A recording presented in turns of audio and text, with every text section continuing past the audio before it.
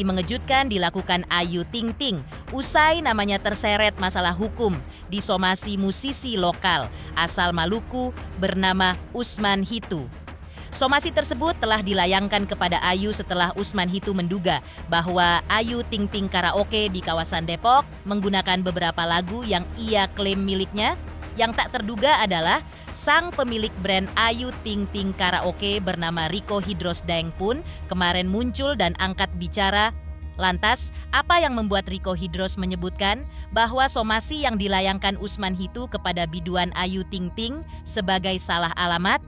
Benarkah Rico Hidros sudah patuh membayar royalti dari usahanya Ayu Ting Ting Karaoke selama ini? Seperti apa penjelasan pihak Lembaga Manajemen Kolektif Nasional terkait somasi dari Usman Hitu? Bagaimana pula klarifikasi dari Usman Hitu terkait langkahnya?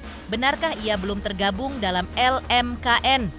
Benarkah ia akan polisikan Ayu Ting Ting jika dalam waktu 1 kali 24 jam tidak membalas somasinya? Pemirsa, bersama Intens Investigasi, kami hadirkan kabar terkini, terpercaya, dan teraktual. Tetapi sebelumnya, jangan lupa untuk like, subscribe, dan juga share channel YouTube ini.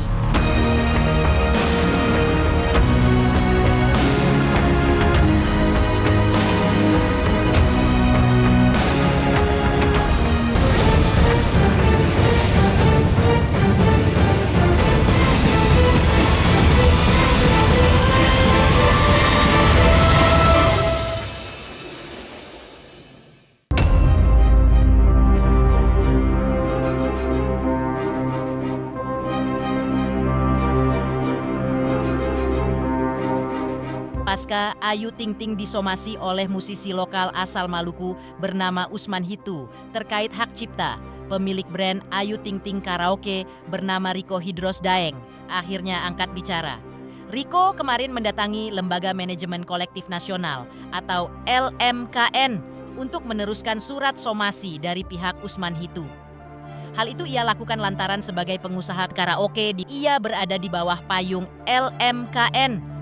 Karena itu menurutnya, sejauh ini sebagai pengusaha, usahanya legal atau sah secara hukum. Terkait pembayaran royalti kepada penyanyi dan pencipta lagu, Rico mengatakan itu berurusan dengan LMKN. Rico menegaskan bahwa dirinya selama ini rutin membayar royalti lagu ke LMKN dan hingga kemarin ia tidak melanggar apapun mengenai karya atau hak cipta. Karena itu, ia merasa kaget ketika ada somasi yang dilayangkan oleh Usman Hitu. Dan menurutnya, somasi itu pun dilayangkan salah alamat karena justru ditujukan kepada Ayu Ting Ting. Padahal yang menjadi pemilik brand Ayu Ting Ting Karaoke adalah dirinya.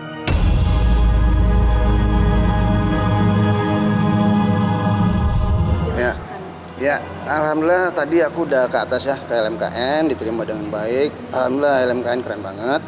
Jadi aku serahkan somasinya ke LMKN, diterima.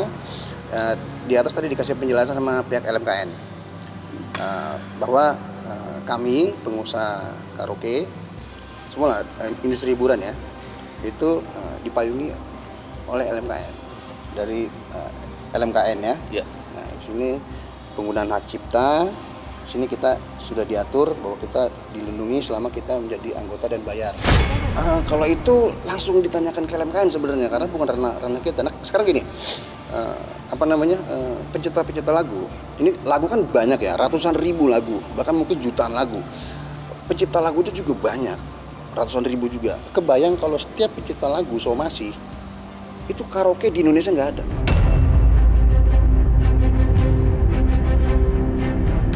Menurut Rico Hidros, terkait lagu-lagu dari Usman Hitu yang ada di tempat Ayu Ting Ting Karaoke, itu semua sudah menjadi ranahnya LMKN. Ia pun sudah memberikan laporan kepada LMKN, di mana nantinya dari pihak LMKN akan menghubungi Usman Hitu. Rico mengungkapkan bahwa dirinya sudah berkomunikasi dengan Usman Hitu. Dirinya tetap mengikuti aturan baku dari LMKN. Dirinya pun sudah berkomunikasi dengan manajemen Ayu Ting Ting, di mana menurutnya menanggapi dengan santai somasi dari Usman Hitu. Jika Rico jadi dipolisikan Usman, maka laporan tersebut akan ia serahkan kepada LMKN karena ia akan tetap melibatkan lembaga negara tersebut.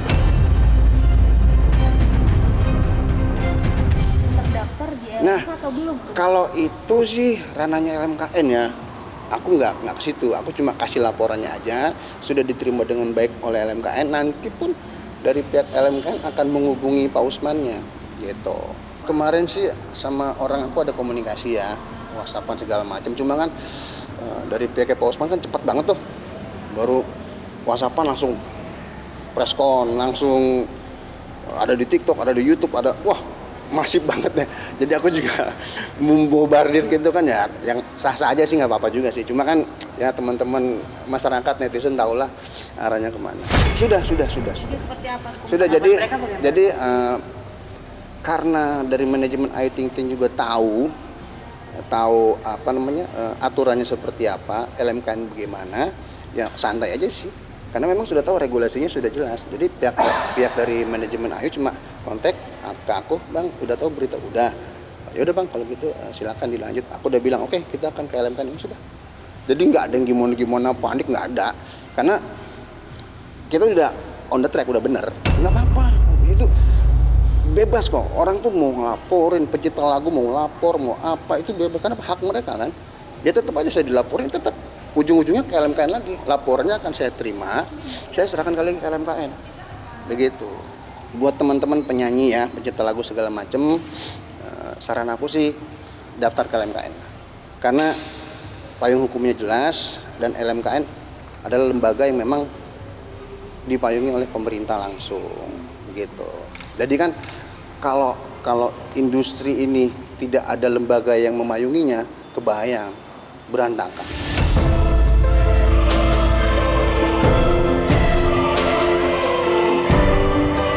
Sementara itu, menurut Ketua LMKN, Dharma Oratmangun, LMKN mengatur tentang performing right, bukan mechanical right.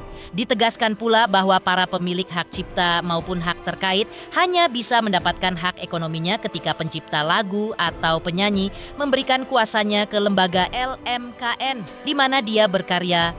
Hal itu sudah diatur dalam pasal 89 Undang-Undang tentang Hak Cipta, diatur bahwa Lembaga Manajemen Kolektif Nasional itu satu pintu untuk mengurusi kegiatan performing right. Lalu menurut Handri Noya, selaku Ketua LMK Pro Intim atau penyanyi rekaman profesional Indonesia Timur, Usman Hitu sudah menjadi anggotanya di LMK Pro Intim. Diungkapkan bahwa Usman Hitu pun sudah mendapatkan royalti untuk hak terkait sebagai penyanyi. Karena itu menurut Handri Noya, terkait performing right tidak ada masalah sebenarnya.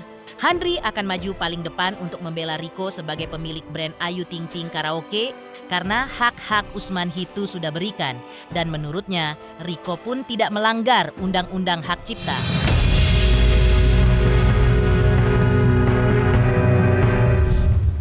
LMKN itu sebuah lembaga yang dibentuk atas amanat Undang-Undang Nomor 28 Tahun 2014 tentang Hak Cipta. Terkhusus mengatur tentang performing rights, bukan mechanical rights. Para pemilik hak cipta maupun hak terkait hanya bisa mendapatkan hak ekonominya manakala yang bersangkutan atau pemilik hak cipta maupun hak terkait itu memberikan kuasa atau terdaftar di salah satu lembaga manajemen kolektif. Oleh karena itu di pasal 89 Undang-Undang tentang Hak Cipta diatur bahwa lembaga manajemen kolektif nasional sebagai one gate policy. Polisi satu pintu, gitu, untuk mengurusi kegiatan performing rights di Indonesia. Di dalam regulasi, di dalam Undang-Undang Hak Cipta mengatakan bahwa seseorang mau mengambil royalti atau mendapatkan hak ekonomi performing right harus mendaftarkan diri ke dalam sebuah lembaga manajemen kolektif. Kalau dia belum dapat belum masuk ke satu LMK, bagaimana dapat royaltinya? Saya jawab berdasarkan undang-undang. Dia harus masuk ke salah satu LMK.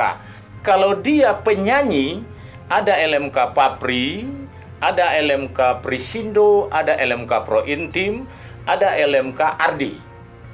Tinggal dia memilih kemana dia harus mengambil hak ekonominya. Persyaratannya masuk ke dalam LMK. Kalau yang mensomasi ini di LMK hak terkait, itu dia masuk ke dalam LMK Prointim. Jadi, berdasarkan regulasi, berdasarkan Undang-Undang Hak Cipta dan peraturan turunannya, dia sudah tidak mempunyai hak lagi untuk mensomasi sebagai penyanyi. Kalau sebagai pencipta lagu, itulah perintah regulasi tadi. Mungkin dia harus masuk ke salah satu LMK pencipta untuk mendapatkan hak ekonominya. Kalau dia bilang dia belum mendapat haknya, tanyakan lagi haknya yang mana. Kalau selaku Ketua Pelaksana Harian Collection Royalti Musik Indonesia LMKN, saya berani jamin bahwa Pak Riko tidak bertanggung jawab dalam bentuk pidana maupun perdata. Karena Pak Riko setelah saya cek di administrasi sudah mempunyai yang namanya sertifikat lisensi. Berarti Pak Riko dengan tegas sudah membayar royalti kepada LMKN. Dan berdasarkan regulasi tidak dianggap melanggar Undang-Undang Hak Cipta.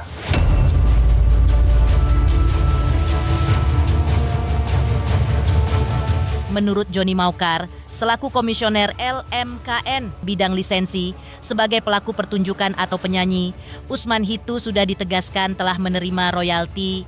Namun sebagai pencipta lagu, masih ditelusuri dia terdaftar di salah satu LMK mana. Jika Usman juga sudah terdaftar sebagai anggota di salah satu ELEMK, maka otomatis ia sudah mendapatkan royalti juga. Ditegaskan bahwa kalau Usman Hitu sebagai pencipta lagu belum menjadi anggota LMK, maka dia belum mendapat royalti.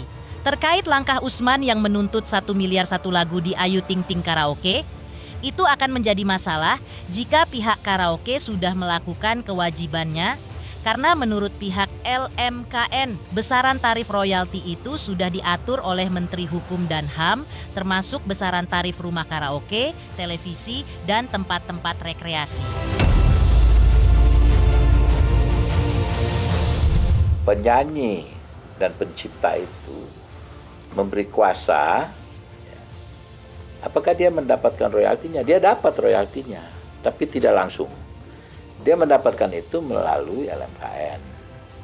Jadi Bapak kan Aperki, ya. Ayu Ting Ting itu anggota Aperki. Kami mempunyai kerjasama MOU dengan Aperki, sehingga semua anggota Aperki itu sampai sejauh ini taat. Paling Nah, royalti yang dibayarkan itu akan sampai ke pencipta atau penyanyinya. Melalui mana? Melalui LMK di mana dia ada. Sebagai pelaku pertunjukan, royaltinya sebagai pelaku pertunjukan, penyanyi, sudah dinyatakan secara tegas oleh Prointim bahwa dia sudah menerima melalui Prointim. Sudah menerima. Mungkin kalau pencipta, kita harus telusuri ya. Di mana dia menjadi anggota pencipta.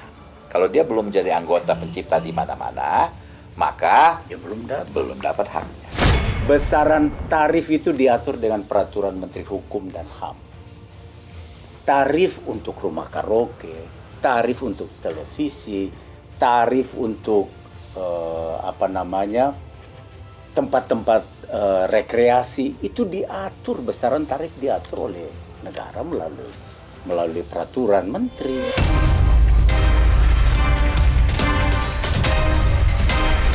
Mengejutkan, aksi Ayu Ting usai namanya terseret masalah hukum dengan disomasi Usman Hitu.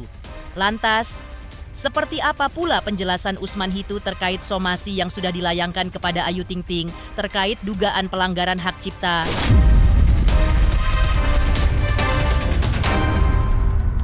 Selamat untuk intens investigasi karena sudah mencapai 3 juta subscribers di YouTube. Sukses selalu dan all that.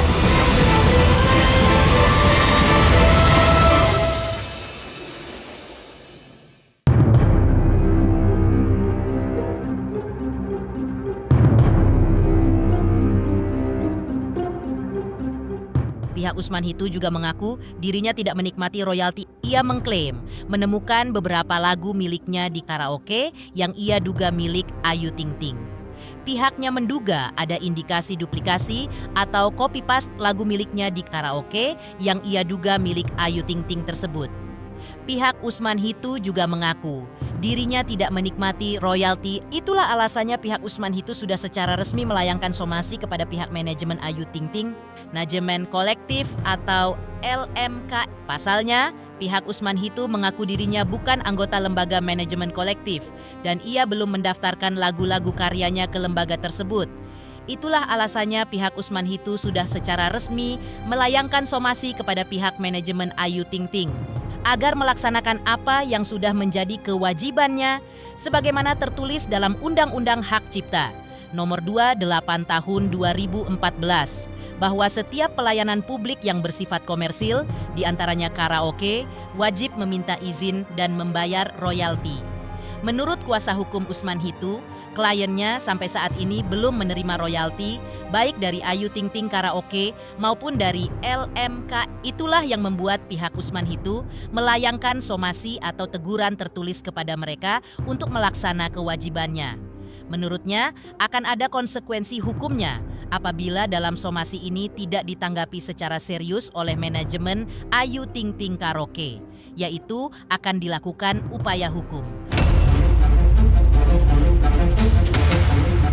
Saya Usman Hitu, penyanyi asal Maluku. Hari ini saya memang ingin menyampaikan buat teman-teman media yang sudah hadir. Saya punya hak yang gimana saya mempertemukan lagu saya di daerah Depok di kafe karaoke Mbak Ayu Ting Ting. Kami menduga ada semacam duplikasi ya. Indikasinya ke situ. Atau copy paste lah. Kenapa kemudian indikasinya harus ke situ? Karena klien kami sendiri tidak pernah mendaftarkan 4 produknya tersebut ke LMK dan yang bersangkutan juga tidak menjadi anggota dari LMK. Pertanyaannya, siapa yang mendaftarkan tersebut? Siapa yang mendaftarkan produk tersebut? Saya sampaikan buat mereka mungkin 24 jam saya kasih waktu aja untuk harus hubungi saya. Mohon kiranya Mbak Ayu bisa menanggapi apa yang menjadi persoalan ini. Karena jujur, saya kaget dengan lagu saya sendiri kok bisa ada di usaha karaoke Mbak Ayu. Nah ini menjadi pertanyaannya kok bisa ada di situ. Yang tadi saya bilang, pasti kita akan bawa sampai ke tuntutan perdata maupun pidana. Usman Hitu mengultimatum Ayu Ting Ting jika merasa pemilik Ayu Ting Ting Karaoke agar segera menanggapi somasinya. Usman juga mengaku sangat gembira kalau mau bertemu dengan dirinya untuk berdialog terkait penemuan beberapa lagu di Ayu Ting Ting Karaoke karyanya. Usman memberi waktu 24 jam bagi Ayu Ting Ting untuk menanggapi tawarannya bertemu guna mencari solusi terbaik. Makanya kalau Mbak Ayu merasa itu punya tempat, Bukan hak dia. ya tolonglah menghargai saya sebagai seorang seniman. Ya saya pikir Mbak Ayu ini seorang penyanyi yang betul-betul dari bawah juga sama seperti saya. Walaupun saya berbeda level sama dia, tapi saya cuma lokal dari daerah, tapi kita mungkin sama. Intinya apa yang menjadi penemuan lagu yang saya miliki, yaitu lagu Hole Hole, terus Sampai Jua, terus Pandang Pertama, Onde Onde, Onde Onde, Beta Beta Sengsangka. Ya. Nah ini hak saya sebagai pemilik lagu tersebut. Dan ini saya benar-benar serius dan ingin bertatap muka dengan Mbak Ayu agar bisa kita bicara secara baik-baik dengan kepemilikan lagu yang saya punya. Saya sampaikan buat mereka mungkin 24 jam saya kasih waktu aja untuk harus hubungi saya.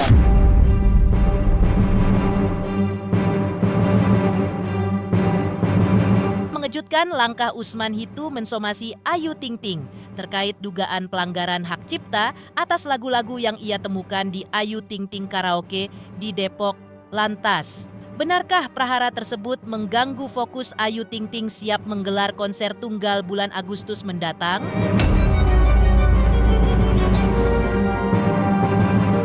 Selamat untuk Intens Investigasi 3 juta subscriber, luar biasa sekali 3 juta. Ya pokoknya semakin sukses lah dan bisa menghadirkan sesuatu yang memang baik untuk kita.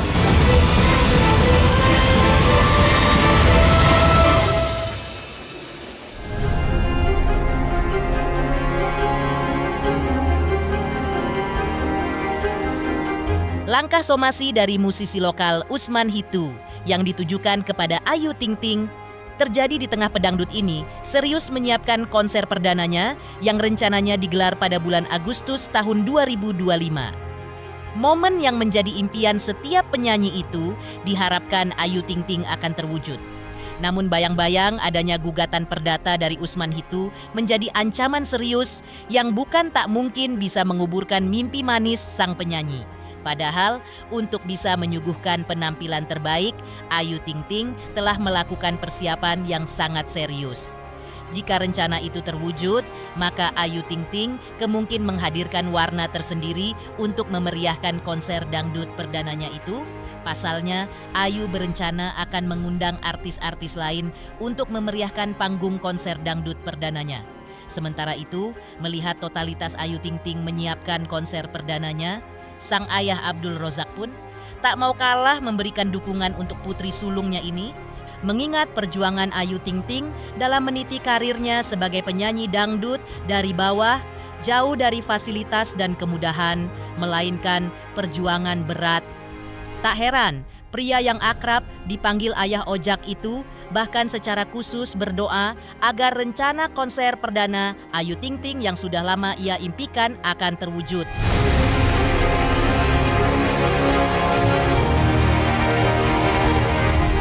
Iya, yang siapa sih, semua penyanyi juga pasti pengen punya konser tunggal sendiri, dan alhamdulillah mungkin waktu kemarin belum jadi rezeki saya, mungkin tahun ini alhamdulillah jadi rezeki saya bisa konser tunggal. Amin.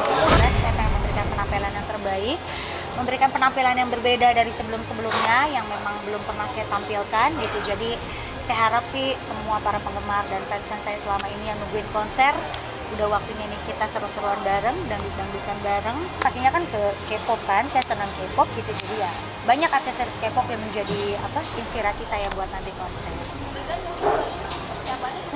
Oh iya, deg-degan mah pasti. Karena ini pertama kali gitu Mbak, apalagi kan saya lihat selama ini kan dangdut ibaratnya termasuk yang bisa dibilang jarang lah ya untuknya namanya ngadain konser tunggal gitu. Jadi mudah-mudahan dengan adanya konser dangdut-dangdutan Ayu Ting Ting ini, dan mungkin nanti dengan musisi-musisi dangdut yang lain, yang jelas pengen semuanya yang terbaik lah. Mohon doanya aja biar lancar, konsernya Ayunya biar sehat, masih banyak yang suka dan senang pastinya. Apalagi dia menghadapi konser ini, kita harus betul-betul berdoa banget. Apalagi Ibu, setiap hari, setiap malam itu kita baca Yasin, air Yasin, paling kita kasih. Itu emang kemauan Ayah dulu, awalnya Ayah emang pengen banget, karena kan Ayah pernah punya anak didik juga, terus pengen banget anak Ayah ya jadiin artis gitu. Makanya kalau ditanya sama keluarga, Ayu mana? Kan aku mah artis dulu sebelum jadi ya, tapi Masya Allah dengan ya perjuangan yang begitu berat, alhamdulillah.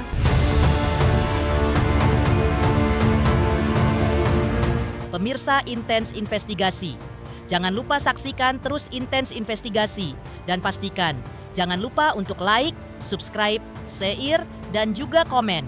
Tim redaksi Intens Investigasi juga mengucapkan banyak terima kasih kepada semua subscribers. Hingga channel Intens Investigasi kini sudah mencapai 3 juta subscriber.